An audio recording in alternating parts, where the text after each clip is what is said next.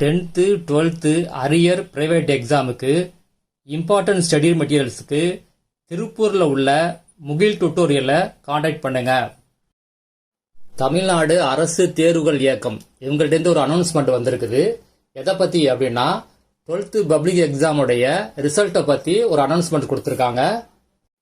12th ரிசல்ட்டை download பண்ணுறதுக்கான official link தான் அவங்க இப்போ ரிலீஸ் பண்ணியிருக்காங்க. இந்த லிங்கை வீடியோ டிஸ்கிரிப்ஷனில் கொடுத்துருக்கேன்.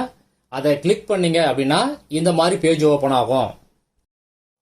Government of Tamil Nadu director of government examination result will be published soon.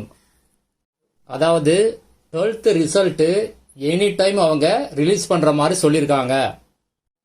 12th result release பண்ண உடனேயே இந்த லிங்கை கிளிக் பண்ணீங்க அப்படின்னா இந்த மாதிரி பேஜ் ஓப்பன் ஆகும். இதில் முதல் பாக்ஸில் உங்கள் ரிஜிஸ்டர் நம்பரை என்டர் பண்ணணும். ரெண்டாவது பாக்ஸில் உங்கள் டேட் ஆஃப் பர்த்தை என்டர் பண்ணணும். டேட் ஆஃப் பர்த்தை என்டர் பண்ணும்போது இதே ஃபார்மேட்டில் என்டர் பண்ணுங்க. டேட்டு, மந்த், இயர், ஸ்லாஷ் போடுங்க. அதுக்கு பிறகு கெட் மார்க்ஸ்னு கொடுத்தீங்கன்னா உங்கள் மார்க்ஸ் ஒவ்வொரு சப்ஜெக்டில் என்னென்ன மார்க்ஸ் எடுத்தீங்களோ அந்த மார்க்ஸ் வரும்.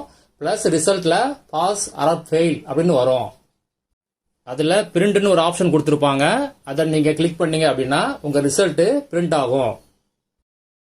அரசு தேர்வுகள் இயக்கம் என்னைக்கு 12th ரிசல்ட் அப்படின்னு சொல்லி அஃபிஷியலாக அனௌன்ஸ் பண்ணுவாங்க.